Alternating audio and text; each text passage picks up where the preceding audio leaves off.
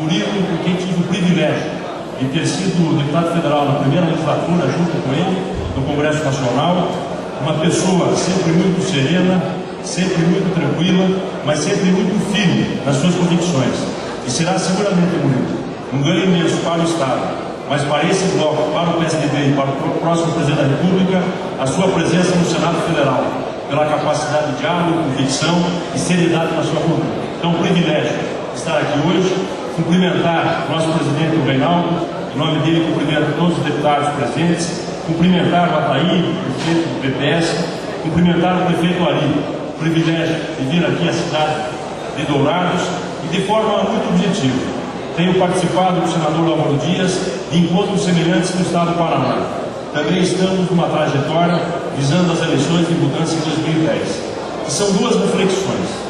A primeira, deixar muito claro o sentimento de que será um erro quem apostar na divisão do José Serra e do Aécio Neves.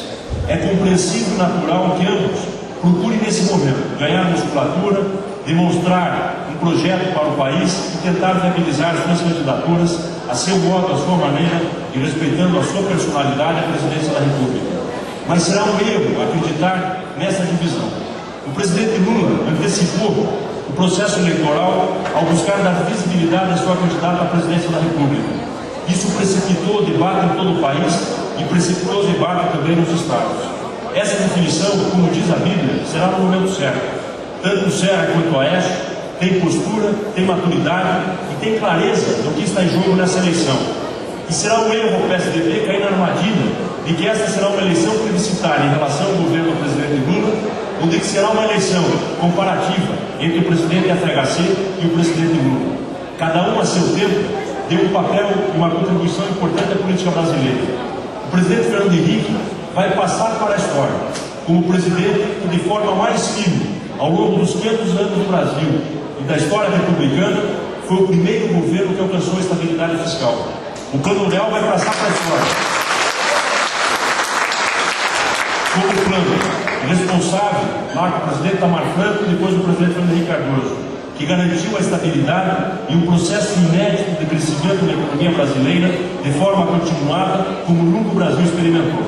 O presidente Lula assume numa condição excepcional, assume num cenário internacional extremamente favorável e, apesar da chamada malalinha, este ano o Brasil teve uma perda de receita de quase 60 bilhões de reais, um impacto muito grande na infraestrutura. Não será uma eleição de comparação, será uma eleição de um novo tempo, pensando no futuro.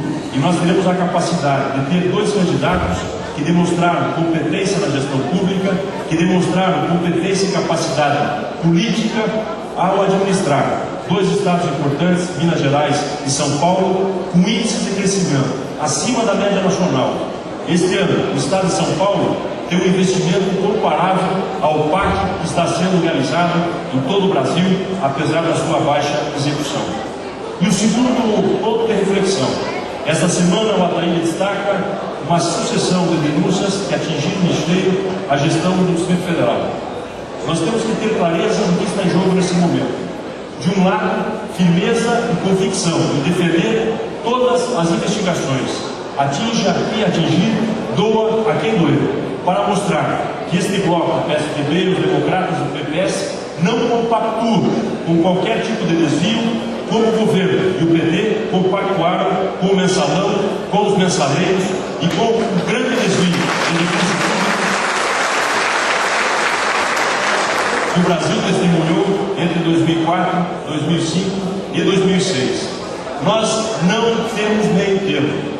Nós queremos ter firmeza para ter autoridade de denunciar toda a tentativa de abafa, senador Álvaro Dias, da CPI da Petrobras, toda a tentativa para não colocar em funcionamento a CPI com relação à fiscalização de desvios de recursos para projetos de sem terra, denunciar a utilização indevida da estrutura pública, como vimos agora, como se fosse algo absolutamente normal, o filho do presidente utilizar um avião da presidência da República para transportar seus amigos para o final de semana na cidade de Brasília, e toda a firmeza para denunciar a falta de disposição do governo de ter uma agenda positiva no Congresso e que não gere o terror, principalmente do setor produtivo. Está aí a prometida reforma tributária, que até hoje não veio, a reforma política, a discussão do Código Florestal e a dívida não paga aos municípios prefeitos com relação ao ETPM e a regulamentação da emenda 29, que nós vamos tentar essa semana colocar em votação junto com os reajustes dos aposentados. É esse tipo de compromisso que nós temos que defender. É por isso que hoje, de forma muito breve, acompanho o senador Álvaro Dias pelo respeito e admiração por essa frente aqui no estado do Mato Grosso do Sul, pela convicção de que o Cerro e o Oeste precisarão de palanque e de firmeza, e pela certeza que a senadora Marisa Serrano, da mesma forma que foi convocada numa eleição difícil, se elegeu ao Senado, está à disposição e tem o respeito integral da direção nacional do partido para, junto com o Murilo, assumir o projeto aqui no estado. Agradeço a oportunidade e peço desculpas por ter me estendido. Se meu pai fosse vivo e estivesse aqui, ele já tinha puxado a orelha.